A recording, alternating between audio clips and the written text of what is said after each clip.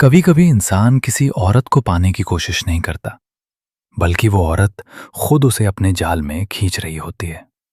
पहले वो तुम्हें आकर्षित करती है, तुम्हारी कमजोरी बनती है, फिर तुम्हें अपनी आदत बना लेती है। और जब तक तुम्हें समझ आता है कि ये प्रेम नहीं है, तब तक तुम उसके नहीं, बल्कि वो तुम्हारी आत्मा की मालिक बन चुकी होती है। नमस्कार, मेरे डर, रहस्य और सिहरन से भरी कहानियों के दीवानों, स्वागत है आपका आपके अपने चैनल अंतरिक्ष ज्ञान पर। आज की कहानी एक ऐसे लड़के है जिसने सिर्फ एक इच्छा रखी थी कि लोग उसे चाहें, एक औरत उसे चाहे। लेकिन जो उसके पास आई वो औरत नहीं थी, वो कुछ और थी।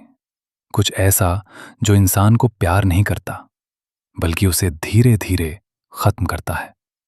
अगर आप डरावनी, रहस्यमयी और चेतावनी से भरी कहानियां पसंद करते हैं तो अंतरिक्ष ज्ञान को अभी सब्सक्राइब कर लीजिए, क्योंकि यहां हर कहानी सिर्फ सुनने के लिए नहीं, समझने के लिए होती है। और इस कहानी को अंत तक जरूर देखना, क्योंकि जो अंत में हुआ वो शायद आपकी सोच से भी ज्यादा खतरनाक है। विक्रम ने उस रात सिर्फ एक साधना शुरू नहीं की थी। उसने अनजाने में अपने और उस अंधेरे के बीच एक दरवाजा खोल दिया था। एक ऐसा दरवाजा जो बाहर नहीं, अंदर खुलता है, जहां से वापस आना आसान नहीं होता। शमशान की ठंडी बेजान राख पर बैठकर जब उसने मंत्र जपना शुरू किया तो शुरुआत में सब कुछ सामान्य था। हवा हल्की थी, दूर कहीं कुत्तों के भौंकने की आवाजें आ रही थीं, और आसमान पर आधा चांद चुपचाप देख रहा था। लेकिन कुछ ही मिनटों बाद हवा बदलने लगी। वो ठंडी नहीं रही, वो भारी हो गई, जैसे हर सांस के साथ कोई अदृश्य चीज उसके अंदर उतर रही हो, जैसे कोई उसे बाहर से नहीं, अंदर से घेर रहा हो। उसके कानों में हल्की हल्की फुसफुसाहट गूंजने लगी, लेकिन वो आवाज साफ नहीं थी, वो शब्द नहीं थे। बस एहसास था कि कोई है, कोई उसे देख रहा है, कोई उसका इंतजार कर रहा था। और जैसे जैसे उसका मंत्र तेज होता गया, वो एहसास और गहरा होता गया। उसके हाथ कांपने लगे, लेकिन उसने मंत्र नहीं रोका, क्योंकि अब उसके अंदर डर से ज्यादा जिद थी। और यही उसकी सबसे बड़ी गलती बनने वाली थी। और फिर अचानक, बिना किसी चेतावनी के, उसके सामने की राख अपने आप हिलने लगी, जैसे किसी ने उसे अंदर से छुआ हो। धीरे धीरे राख हवा में उठने लगी, गोल गोल घूमने लगी, और उस घूमते हुए धुएं के बीच एक आकृति बनने लगी। पहले सिर्फ धुंध, फिर एक आकार, और फिर धीरे धीरे वो एक औरत बन गई। लेकिन वो सामान्य औरत नहीं थी। उसके बाल इतने लंबे थे कि वो उसके कंधों से नीचे गिरते हुए जैसे जमीन को छूते थे। लेकिन हवा ना होने के बावजूद वो बाल खुद ब खुद हिल रहे थे, जैसे उनमें अपनी ही कोई जान हो। उसकी साड़ी सफेद थी, लेकिन उस सफेदी में शांति नहीं थी। उसमें एक अजीब सा सन्नाटा था, जैसे वो किसी पुराने दुख की गवाही दे रही हो। और उस साड़ी के किनारों पर हल्के लाल धब्बे थे, जो साफ नहीं थे, लेकिन नजर हटती भी नहीं थी, जैसे वो कुछ कह रहे हों, कुछ छुपा रहे हों। उसकी त्वचा चांदनी में चमक रही थी, लेकिन वो चमक जीवित नहीं थी। वो ठंडी थी, जैसे किसी बेजान चीज पर रोशनी पड़ रही हो। विक्रम की नजरें उसके चेहरे पर जाकर अटक गईं, और उसी पल उसे समझ आ गया कि असली खतरा क्या है। उसकी आंखें, वो आंखें इंसान की नहीं थीं। उनमें गहराई नहीं थी, उनमें खिंचाव था। ऐसा खिंचाव जो इंसान को अपनी तरफ खींच ले, जैसे कोई दलदल जिसमें कदम रखते ही इंसान धीरे धीरे टूटता चला जाता है। विक्रम का शरीर उसे पीछे हटने को कह रहा था, लेकिन उसकी नजरें, वो उसकी आंखों में फंसी रह गईं। वो चाहकर भी नजरें हटा नहीं पा रहा था। उसका दिल तेजी से धड़क रहा था, लेकिन उस धड़कन में सिर्फ डर नहीं था, उसमें एक अजीब सा आकर्षण भी था, जैसे वो उससे डर भी रहा था और उसे चाहता भी था। और यही सबसे खतरनाक था। वो औरत धीरे धीरे उसकी तरफ बढ़ी, उसके हर कदम के साथ जमीन की राख खुद ब खुद हिल रही थी, जैसे वो जहां कदम रखती वहां जमीन भी उसका साथ दे रही हो। उसके पास आते ही हवा और भारी हो गई। विक्रम को लगा जैसे उसकी सांसें छोटी हो रही हैं, जैसे कोई उसके सीने पर बैठ गया हो। लेकिन फिर भी वो हिला नहीं, वो बस उसे देखता रहा। वो उसके बिल्कुल पास आ गई, इतनी पास कि उसके और विक्रम के बीच अब कोई दूरी नहीं थी। उसकी ठंडी सांस विक्रम के चेहरे से टकराई और उसी पल विक्रम के पूरे शरीर में एक सिहरन दौड़ गई। वो सिहरन डर की नहीं थी, वो कुछ और थी, कुछ ऐसा जो समझ में नहीं आता लेकिन महसूस होता है। तुमने मुझे बुलाया है। उसकी आवाज इस बार हवा में नहीं गूंजी, वो सीधे विक्रम के अंदर उतरी, जैसे कोई उसके दिमाग में बैठकर बोल रहा हो। विक्रम के होंठ सूख गए, उसकी उंगलियां कांपने लगीं, लेकिन उसकी आंखें वो अब भी उसी पर टिकी थीं। वो औरत हल्के से मुस्कुराई और इस बार उसकी मुस्कान थोड़ी और गहरी थी। उसमें एक अजीब सा सुकून था, जैसे उसने जो चाहा था वो उसे मिल गया हो। तुम मुझे चाहते हो या मेरी शक्ति? उसने धीरे से पूछा, और उस सवाल में सिर्फ शब्द नहीं थे, उसमें असर था। जैसे वो सवाल नहीं, एक आदेश हो जो सीधे उसके दिमाग में उतर रहा हो। विक्रम जवाब देना चाहता था, लेकिन उसके शब्द गले में अटक गए। उसे समझ ही नहीं आ रहा था कि वो क्या चाहता है। वो डर रहा था, लेकिन उसी डर के अंदर एक खतरनाक इच्छा भी पैदा हो रही थी। जैसे वो खुद को रोकना चाहता था, लेकिन खुद को रोक नहीं पा रहा था। और तभी वो औरत और करीब आई, इतनी करीब कि विक्रम को लगा जैसे वो अब सिर्फ उसके सामने नहीं, बल्कि उसके अंदर खड़ी है। उसकी आंखों में देखते हुए उसने धीरे से फुसफुसाया, अब तुम मुझे छोड़ नहीं पाओगे। और उसी पल विक्रम के अंदर कुछ बदल गया। उसे महसूस हुआ कि उसने सिर्फ एक औरत को नहीं बुलाया, उसने अपने लिए एक ऐसा अंत बुला लिया है जो धीरे धीरे शुरू होगा और कभी खत्म नहीं होगा। उस रात शमशान में सिर्फ एक साधना नहीं हुई थी। उस रात एक इंसान और एक पिशाचिनी के बीच एक ऐसा रिश्ता शुरू हुआ था जिसमें प्रेम नहीं, सिर्फ कब्जा होता है, आत्मा पर कब्जा। दूसरी रात विक्रम ने खुद को रोकने की कोशिश की थी। उसने अपने आप से बार बार कहा था कि जो उसने देखा वो सच नहीं था, वो सिर्फ डर था, एक भ्रम था। लेकिन जैसे जैसे रात गहराती गई, उसकी सोच उसी एक चेहरे के चारों तरफ घूमने लगी। उसकी आंखें, उसकी मुस्कान, उसकी वो धीमी आवाज, तुम मुझे चाहते हो या मेरी शक्ति?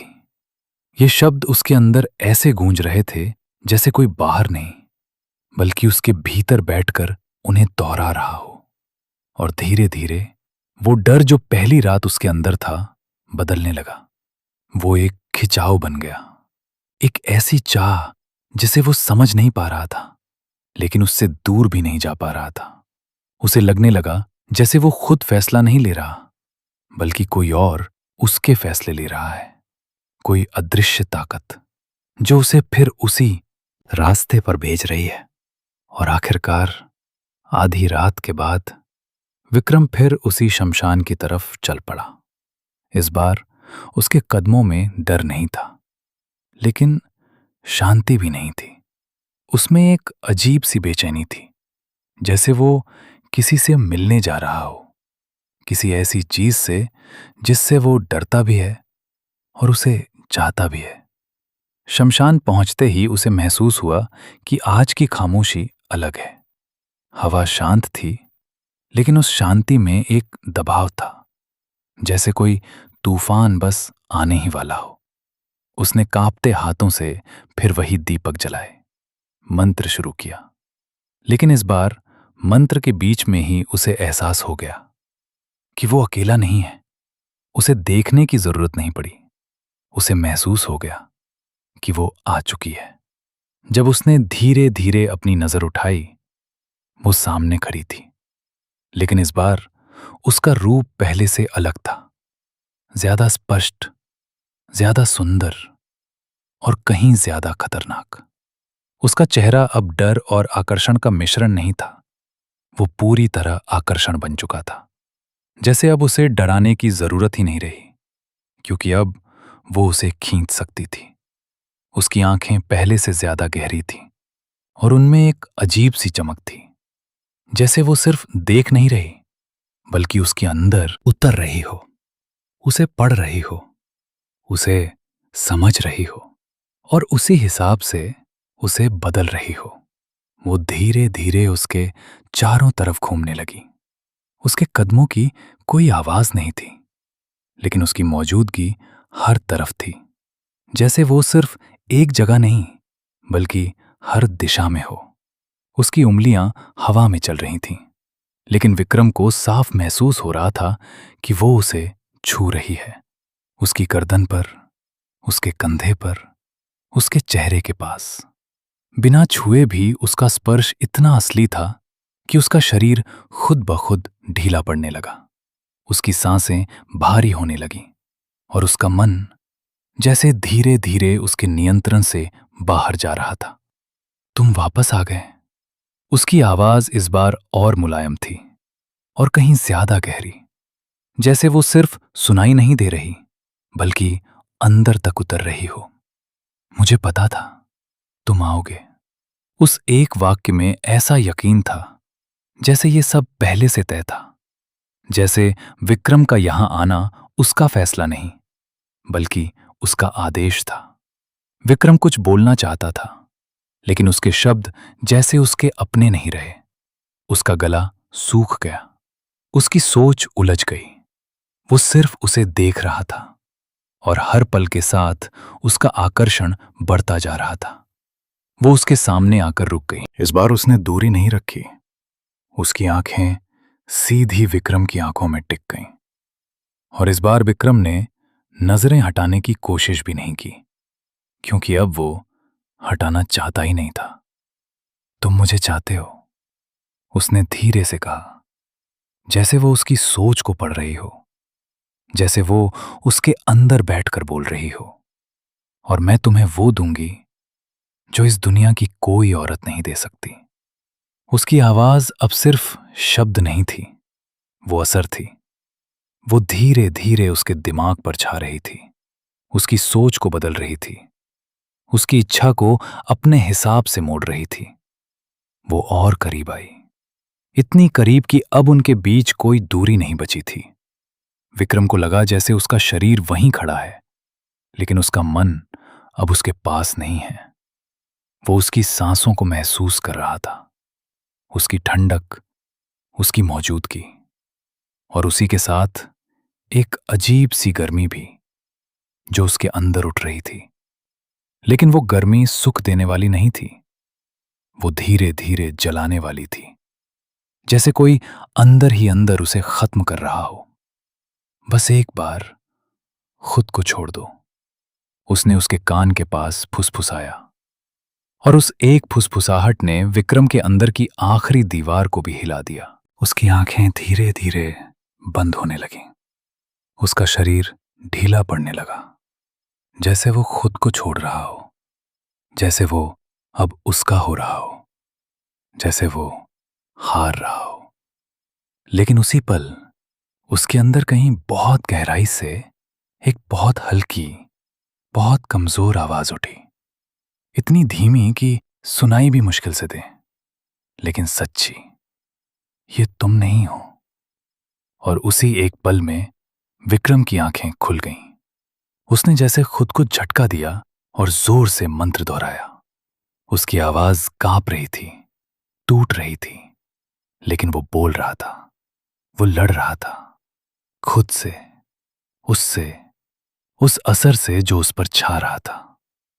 जैसे ही उसकी आवाज तेज हुई, वो औरत अचानक रुक गई। उसकी मुस्कान धीरे धीरे बदलने लगी। अब उसमें वो नरमी नहीं थी, उसमें एक खामोश गुस्सा था। उसकी आंखें और गहरी हो गईं और उसने धीरे से कहा, अच्छा, तुम अभी भी लड़ रहे हो। उसकी आवाज अब पहले जैसी मुलायम नहीं थी। उसमें एक ठंडापन था, जैसे अब वो खेल बदलने वाली हो। ठीक है, उसने फुसफुसाया।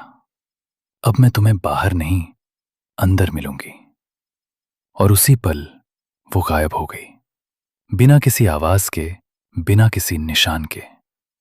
लेकिन वो गई नहीं थी, क्योंकि उसी पल विक्रम को अपने अंदर एक बदलाव महसूस हुआ, जैसे कोई उसके भीतर खड़ा हो, उसकी सांसों के साथ चल रहा हो, उसकी सोच के साथ सोच रहा हो। वो शमशान से वापस तो आ गया, लेकिन अब वो अकेला नहीं था। उसे खुद समझ नहीं आया कि कब, कैसे वो उसे अपने साथ ले आया। लेकिन अब वो औरत बाहर नहीं थी, वो उसके अंदर थी, उसकी सोच में, उसकी सांसों में, और धीरे धीरे उसकी आत्मा पर अपना अधिकार जमा रही थी।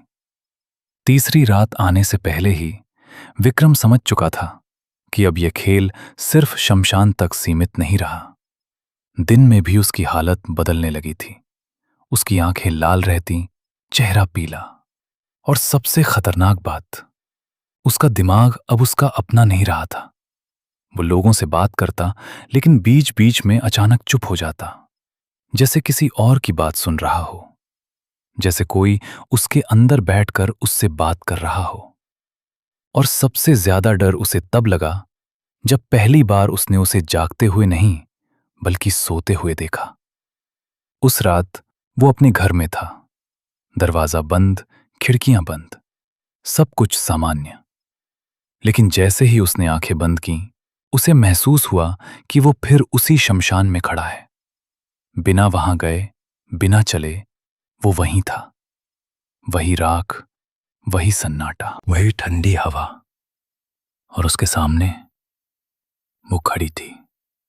इस बार पहले से ज्यादा साफ, ज्यादा असली, जैसे अब उसे दिखने के लिए धुएं की जरूरत ही नहीं रही। वो सीधे उसके सपनों में नहीं, उसकी चेतना में उतर चुकी थी। और विक्रम समझ ही नहीं पाया कि यह सपना है या सच। वो धीरे धीरे उसकी तरफ बढ़ी, और इस बार उसके कदमों में कोई जल्दबाजी नहीं थी, जैसे उसे पता हो कि अब वो कहीं भाग नहीं सकता। उसकी आंखें विक्रम पर टिकी थीं, और उन आंखों में इस बार एक नया भाव था। वो सिर्फ आकर्षण नहीं था, वो अधिकार था। जैसे वो अब उसे पाना नहीं चाहती, बल्कि उसे अपना मान चुकी हो। अब तुम मुझे हर जगह देखोगे, उसकी आवाज चारों तरफ गूंजी।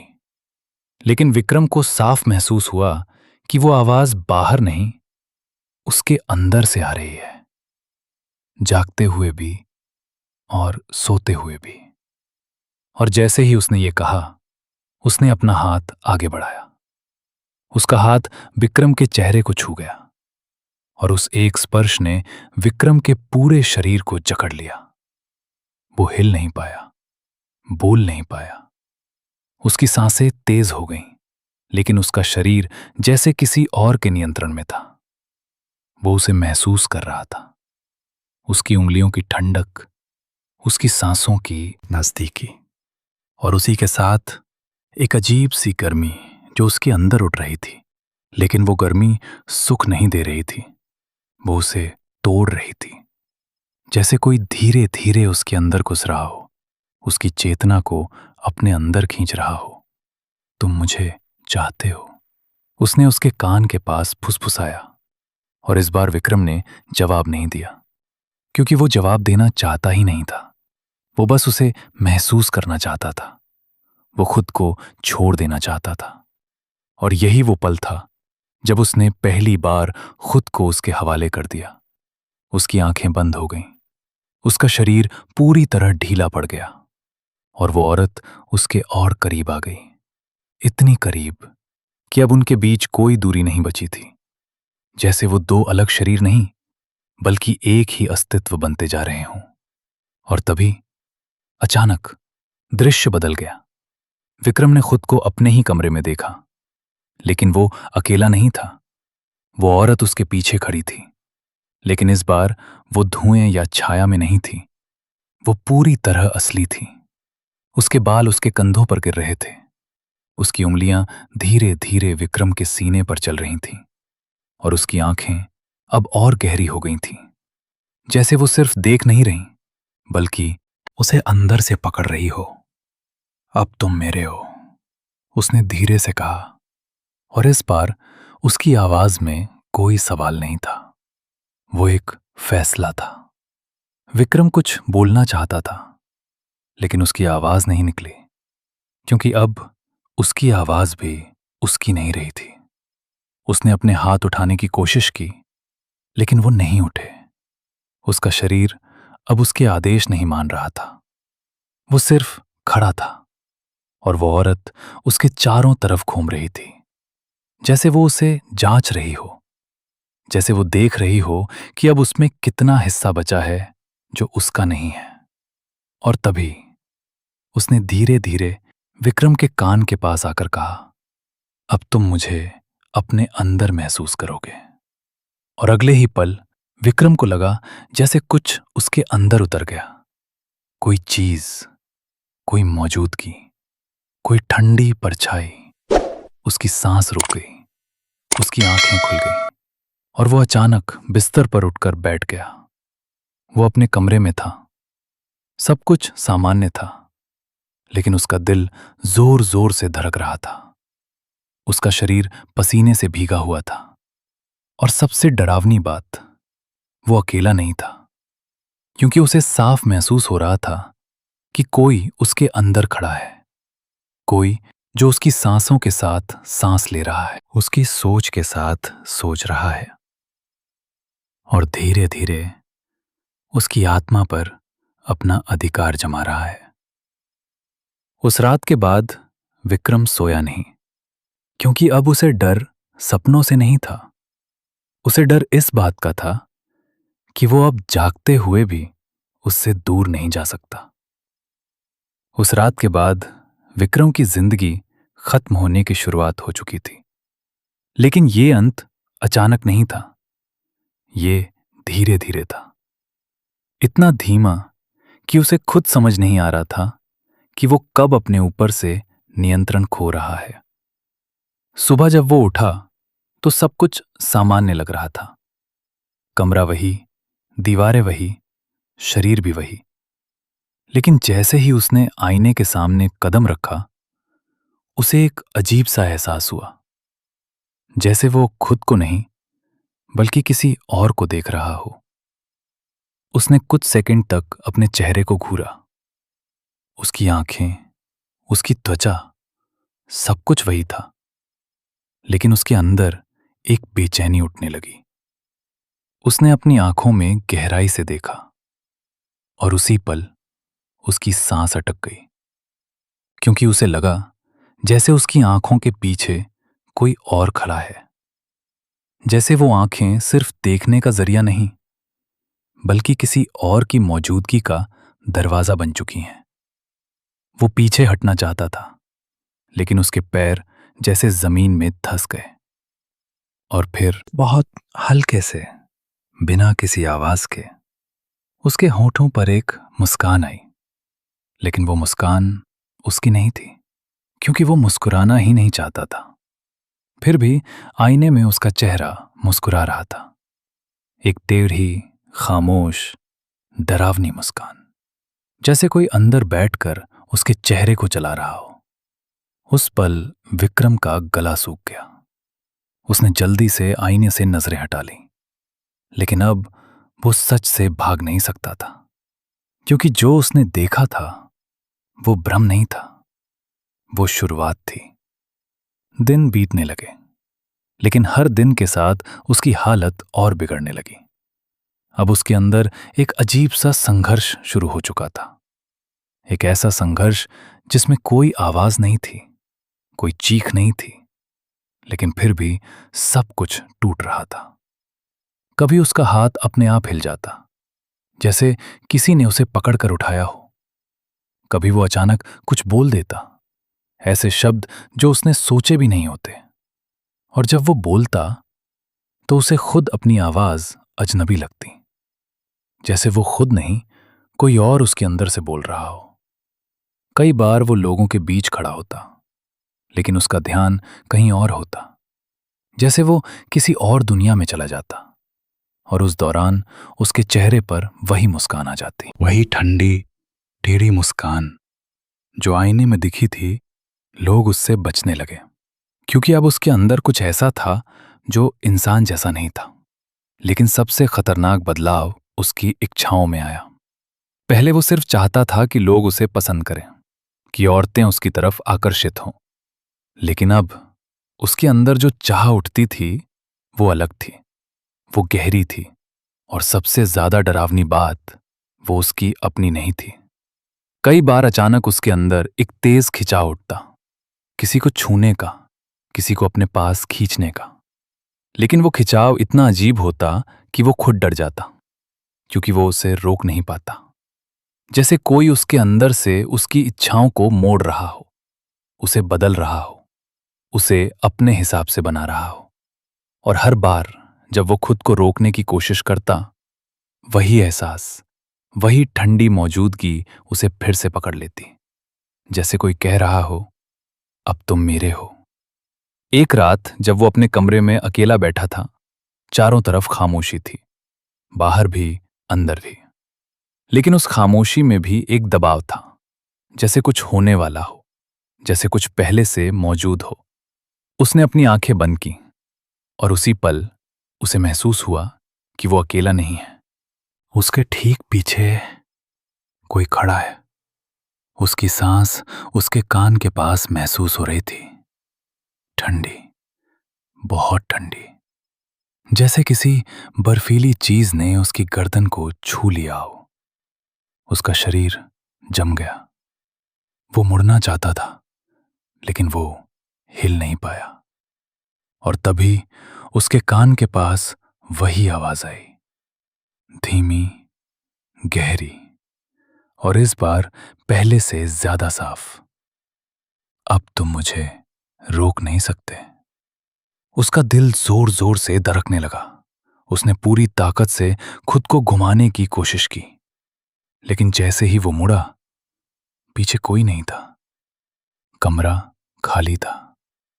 लेकिन इस बार डर खत्म नहीं हुआ, क्योंकि अब उसे पता चल चुका था कि उसे बाहर देखने की जरूरत नहीं है, क्योंकि वो बाहर है ही नहीं, वो अंदर है। उसने कांपती आवाज में पूछा, तू क्या चाहती है? उसकी आवाज कमजोर थी, जैसे वो पहले ही हार चुका हो। कुछ सेकंड के लिए सब कुछ शांत हो गया। फिर बहुत धीरे धीरे उसके अपने होंठ हिले, बिना उसकी मर्जी के, बिना उसके नियंत्रण के। और उसके मुंह से आवाज निकली, लेकिन वो उसकी आवाज नहीं थी, वो उसी औरत की आवाज थी। मैं तुम्हें नहीं चाहती, मैं तुम्हारे अंदर रहना चाहती हूं। उस पल विक्रम की आंखें फैल रहीं। उसका शरीर सुन्न पड़ गया, क्योंकि अब सच सामने था। वो उसे बाहर से नहीं पकड़ रही थी, वो उसे अंदर से बदल रही थी। उसकी सोच, उसकी इच्छाएं, उसका शरीर, और अब उसकी पहचान, सब कुछ धीरे धीरे उसके कब्जे में जा रहा था। वो अब सिर्फ उसे देख नहीं रहा था, वो अब उसके अंदर रहकर उसे चला रही थी। और सबसे खतरनाक बात, विक्रम अब लड़ नहीं रहा था, वो धीरे धीरे हार रहा था। क्योंकि हर बार जब वो खुद को बचाने की कोशिश करता, वही आवाज उसे रोक देती, वही एहसास उसे खींच लेता। और उसी पल उसे महसूस हुआ कि अब ये खेल खत्म नहीं होगा, क्योंकि अब वो औरत उसे छोड़ने वाली नहीं थी। अब वो उसके साथ नहीं, बल्कि उसके अंदर रहकर उसकी आत्मा को धीरे धीरे खत्म करने वाली थी। और शायद अब वो दिन दूर नहीं था जब आईने में दिखने वाला चेहरा विक्रम का होगा, लेकिन उसके अंदर रहने वाला इंसान कोई और होगा। उस रात के बाद विक्रम ने खुद को घर के अंदर बंद रखने की कोशिश की थी। उसने सोचा था कि अगर वो शमशान नहीं जाएगा, अगर वो उस जगह से दूर रहेगा, तो शायद वो उससे भी दूर रह पाएगा। लेकिन उसे अब तक ये समझ नहीं आया था कि ये खेल अब जगह का नहीं, उसके अंदर का था। क्योंकि जैसे जैसे रात गहराती गई, उसके अंदर बेचैनी बढ़ती गई। पहले हल्की, फिर तेज, और फिर इतनी तीखी कि वो बैठ नहीं पाया। जैसे उसके सीने के अंदर कोई चीज धड़क नहीं रही, बल्कि उसे धक्का दे रही हो, उसे उठने पर मजबूर कर रही हो। उसके हाथ कांप रहे थे, सांसें भारी हो रही थीं, और उसका दिमाग बार बार एक ही जगह पर जाकर अटक रहा था। शमशान, वही जगह, वही राख, वही औरत। उसने खुद को रोकने की कोशिश की, दीवार से लगकर बैठ गया, आंखें बंद कर ली।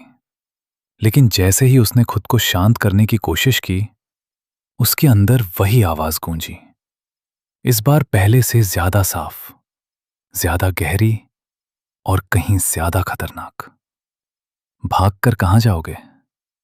विक्रम ने अपनी आंखें खोल दी।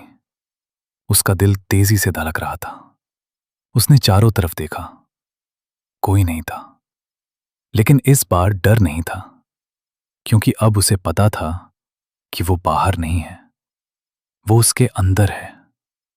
उसका शरीर अपने आप उठ खड़ा हुआ, बिना उसकी इच्छा के, बिना उसके फैसले के। उसके पैर आगे बढ़ने लगे, एक एक कदम, जैसे कोई उसे चला रहा हो, जैसे वो खुद नहीं चल रहा, बल्कि उसे चलाया जा रहा हो। उसने खुद को रोकने की कोशिश की, लेकिन उसके पैर नहीं रुके। उसका शरीर उसकी बात नहीं मान रहा था, और धीरे धीरे वो उसी रास्ते पर चल पड़ा जिस पर वो पहले भी जा चुका था। लेकिन इस बार फर्क था। पहले वो खुद गया था, अब उसे भेजा जा रहा था। शमशान पहुंचते ही उसे महसूस हुआ कि आज की रात अलग है।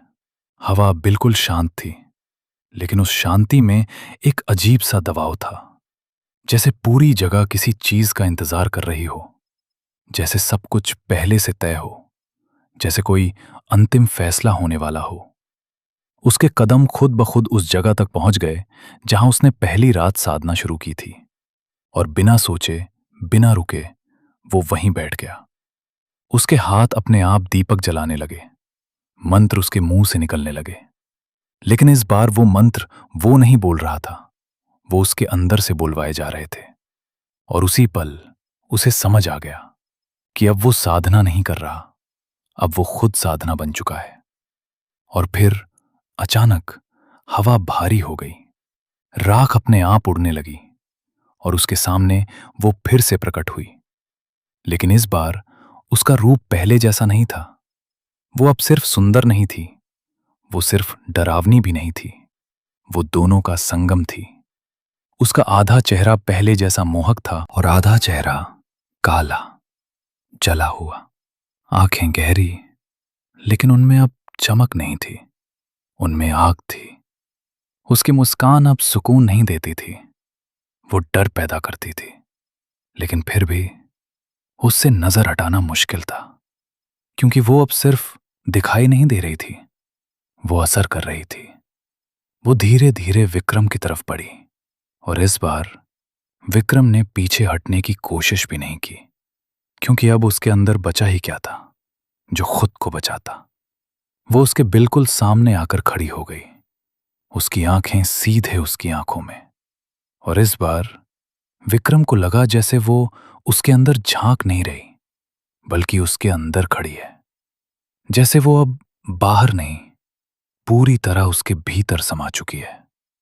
अब कोई रास्ता नहीं है, उसने धीमे से कहा, और उसकी आवाज इस बार हवा में नहीं, जमीन में, राख में। और विक्रम के अंदर एक साथ गूंजी, अब तुम मेरे हो। विक्रम का शरीर कांप उठा, लेकिन उसने विरोध नहीं किया, क्योंकि अब उसके अंदर विरोध करने की ताकत बची ही नहीं थी। उसकी सांसें भारी हो गईं, उसकी आंखें खुद ब खुद बंद होने लगीं, और वो औरत उसके और करीब आ गई, इतनी करीब कि अब उनके बीच कोई दूरी नहीं थी। उसका स्पर्श ठंडा था, लेकिन उसी के साथ एक अजीब सी आग भी थी, जो विक्रम के अंदर फैलने लगी। धीरे धीरे, जैसे कोई उसकी नसों में घुस रहा हो, उसकी आत्मा तक पहुंच रहा हो। और तभी उसने धीरे धीरे अपना हाथ विक्रम के सीने पर रखा, और उसी पल विक्रम को लगा जैसे उसका दिल रुक गया, उसकी सांस थम गई, उसकी आंखें खुली रह गईं, लेकिन वो कुछ देख नहीं पा रहा था, क्योंकि अब वो बाहर में ही था। वो अंदर जा चुका था, अपने ही अंदर। और वहां वो अकेला नहीं था। वो औरत उसके सामने खड़ी थी, लेकिन इस बार वो अलग थी। अब वो पूरी तरह अंधेरे में बदल चुकी थी। उसकी आंखें लाल थीं। उसके चेहरे पर अब कोई सुंदरता नहीं थी, सिर्फ भूख थी। और वो भूख किसी शरीर की नहीं थी, वो आत्मा की थी।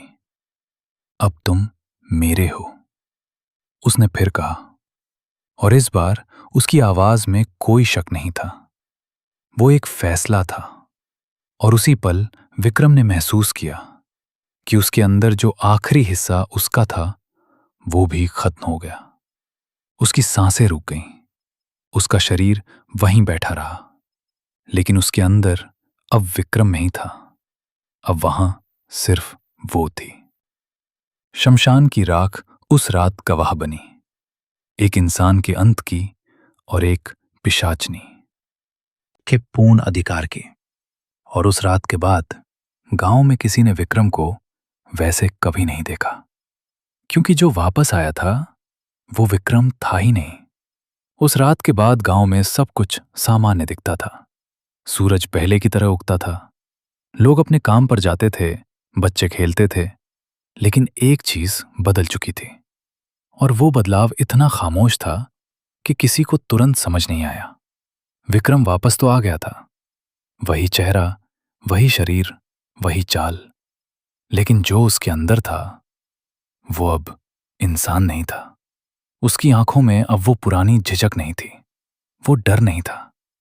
वहां अब एक अजीब सी ठंडी चमक थी, जैसे वो हर इंसान को देख रहा हो, लेकिन समझ रहा हो कुछ और। जैसे वो लोगों को इंसान नहीं, बल्कि किसी और नजर से देख रहा हो। शुरुआत में लोगों ने सोचा कि शायद वो बदल गया है, शायद अब उसमें आत्मविश्वास आ गया है। लेकिन धीरे धीरे चीजें अजीब होने लगीं। जब वो किसी से बात करता, उसकी नजरें सीधे उनकी आंखों में नहीं टिकती थी, वो जैसे अंदर तक झांक रही होती थी। और कई बार लोग बिना वजह घबरा जाते हैं, जैसे वो कुछ ऐसा देख रहे हों जो दिखना नहीं चाहिए। गांव की कुछ औरतों ने सबसे पहले बदलाव महसूस किया। उन्होंने कहा कि जब विक्रम पास से गुजरता है तो एक अजीब सा एहसास होता है, जैसे कोई उन्हें छू रहा हो, जबकि वो दूर होता है। जैसे कोई नजर उन्हें पकड़ रही हो, जैसे कोई अदृश्य हाथ उनके मन को छू रहा हो। कुछ ने तो ये भी कहा कि रात में उन्हें सपने आते हैं, और उन सपनों में वो अकेली नहीं होती, कोई उनके बहुत करीब खड़ा होता है। लेकिन जब वो चेहरा देखने की कोशिश करती हैं, तो वो चेहरा बदल जाता है। कभी विक्रम, कभी कोई और कभी एक औरत सफेद साड़ी में, लाल आंखों के साथ। धीरे धीरे डर फैलने लगा। लेकिन असली खौफ तब शुरू हुआ जब एक रात गांव की एक लड़की अचानक गायब हो गई। कोई आवाज नहीं, कोई निशान नहीं, बस उसका कमरा खाली मिला, और खिड़की के पास हल्की सी राख, जैसे कोई वहां आया था और उसे अपने साथ ले गया। लोगों ने खोज शुरू की, जंगल, खेत, नदी, हर जगह, लेकिन वो नहीं मिली। और उसी रात कई लोगों ने एक अजीब चीज देखी। शमशान की तरफ आधी रात के बाद एक परछाई जाती हुई, एक आदमी की, और उसके साथ एक और छाया, जो पूरी तरह साफ नहीं थी, लेकिन उसकी चाल, उसकी साड़ी और उसके बाल किसी को भी समझने के लिए काफी थे। कुछ दिनों बाद एक और लड़की गायब हुई, फिर एक और हर बार वही निशान, वही राख, वही खामोशी। और हर बार किसी ने न किसी ने विक्रम को उस दिशा में जाते देखा, लेकिन कोई उसके पास जाने की हिम्मत नहीं करता था, क्योंकि अब उसके आसपास एक अजीब सा सन्नाटा रहता था, जैसे उसके पास जाते ही हवा रुक जाती हो, जैसे उसके पास कुछ ऐसा हो जो इंसान को अंदर से डराता हो। एक बूढ़े आदमी ने एक दिन उसे रोकने की कोशिश की। उसने कहा, विक्रम, ये तू क्या कर रहा है? लेकिन जैसे ही उसने उसकी आंखों में देखा, उसकी आवाज रुक गई। उसका चेहरा पीला पड़ गया और वो पीछे हट गया, क्योंकि उसे विक्रम नहीं दिखा, उसे कुछ और दिखा, कुछ ऐसा जो इंसान के अंदर नहीं होना चाहिए। उस दिन के बाद किसी ने उसे रोकने की कोशिश नहीं की। और फिर एक रात सब खत्म हो गया।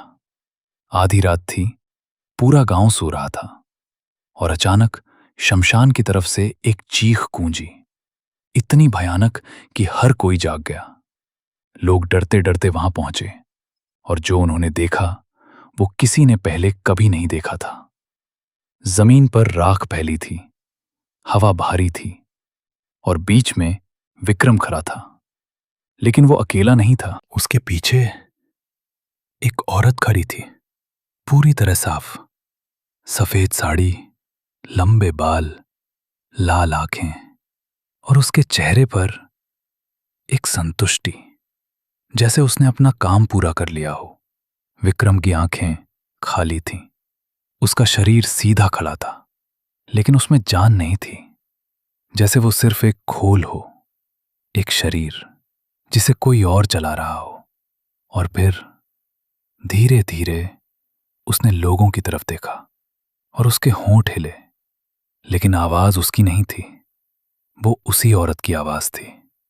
मैंने कहा था, मैं उसे नहीं चाहती, मैं उसके अंदर रहना चाहती हूं, और अब वो मेरा है।